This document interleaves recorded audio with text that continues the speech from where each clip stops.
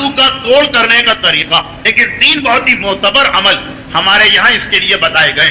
ایک تو یہ کہ کثرت کے ساتھ سورہ قل اعوذ برب الفلق اور سورہ قل اعوذ برب الناس کی تلاوت، خصوصیت کے ساتھ روزانہ نماز صبح کے بعد جتنی آیتیں ان کی ہیں اتنی مرتبہ اس سورے کی تلاوت، یعنی 11 مرتبہ ان دونوں سوروں کی تلاوت اس آدمی کے لیے کہ جو جادو کی پریشانی میں مبتلا ہو چکا.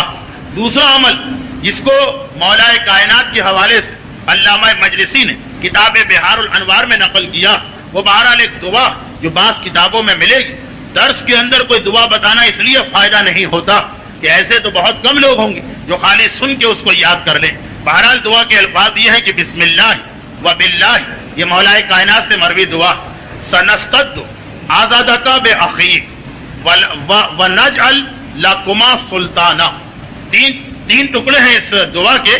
پہلے تو بسم اللہ و باللہ. اچھا، جادو کے توڑ کی جتنی بھی حدیثیں سب کے اندر یہ ہے کہ بسم اللہ و باللہ ضرور کہنا چاہیے. حتیٰ یہ کہ قل اعوذ برب الفلق بھی پڑھیں تو یہ جملہ ضرور پڑھیں بسم اللہ و باللہ کی ترکیب میں. جادو کے دفیے کے لیے کوئی خاص راز پوشیدہ جو ہمیں بتایا تو نہیں گیا، لیکن اتنی تاکید کے ساتھ آ رہا. تو بسم اللہ و باللہ تو ابتدا میں.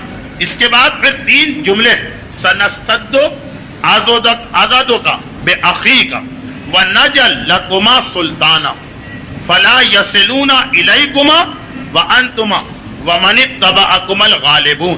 یہ مولا کائنات کی طرف سے خصوصی نسخہ بتایا گیا صاحبان ایمان کو، اور کہا کہ اسے لکھ کے اپنے ساتھ رکھو اور نماز شب ختم کرنے کے بعد اور نماز صبح پڑھنے کے درمیان 7 مرتبہ اس کی تلاوت کی جائے.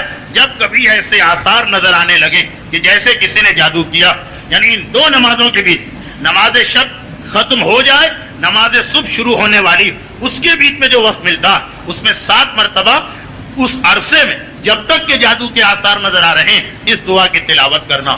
اور آخری نسخہ تو وہ کہ بہرحال یہ تو مجربات میں سے ہے کہ جس نے صحیح شرائط کے ساتھ اس کی پابندی کی، جو 8ویں امام کی حدیث ہے، اس نے اپنے آپ کو جادو سے بچا لیا. الا ماشاء اللہ، اس لیے کہ ایکسیپشنز تو بہرحال ہر جگہ ہوتے ہیں، لیکن جن لوگوں نے تجربہ کیا وہ گواہی دیتے ہیں اس بات کی کہ یہ تو سب سے زیادہ مجرب عمل تجربہ شدہ.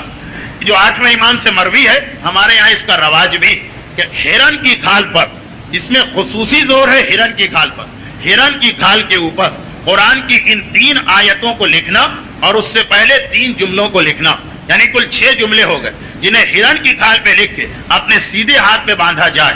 جادو ہے تو ٹوٹے گا، نہیں ہے تو کھو نہیں پائے گا. بسم اللہ و باللہ، وہ تو آپ نے سنا کہ جادو کے ہر عمل سے پہلے پڑھنا لازم. بسم اللہ و باللہ نمبر 1. اس کے بعد بسم اللہ ما شاء اللہ نمبر 2. اور نمبر 3 بسم اللہ ولا حول ولا قوت الا باللہ. پہلے تو یہ 3 جملے لکھے جائیں اور اس کے بعد سورہ یونس جو قرآن کریم کا 10واں سورہ، اس کی آیت نمبر 81 اور سورہ آراف جو قرآن کریم کا 7واں سورہ، اس کی آیت نمبر 118 اور 119، یہ 3 آیتیں جن میں سے ایک سورہ یونس کی آیت نمبر 81 ہے جو پہلے لکھنا. اگرچہ قرآن کی ترتیب میں وہ بعد میں ہے، سورہ یونس 10واں سورہ، مگر اسے پہلے لکھنا.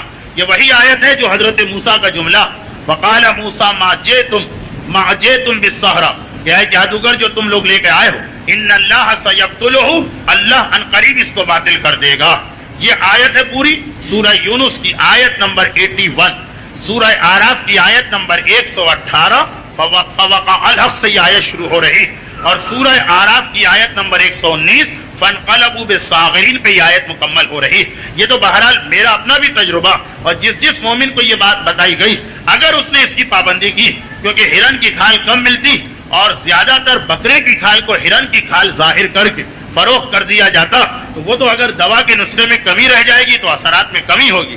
لیکن جس نے صحیح طریقے پہ اس کی پابندی کی کہ یہ بسم اللہ و باللہ، بسم اللہ ما شاء اللہ، بسم اللہ ولا حول ولا قوت الا باللہ، سورہ یونس آیت 81، سورہ آراف آیت 118، سورہ آراف آیت 119، اس نے یہ دیکھا کہ جادو کے حل کے لیے سوائے 1000 میں 1 آدمی کے اس سے زیادہ بہتر کوئی اور علاج نہیں ہے.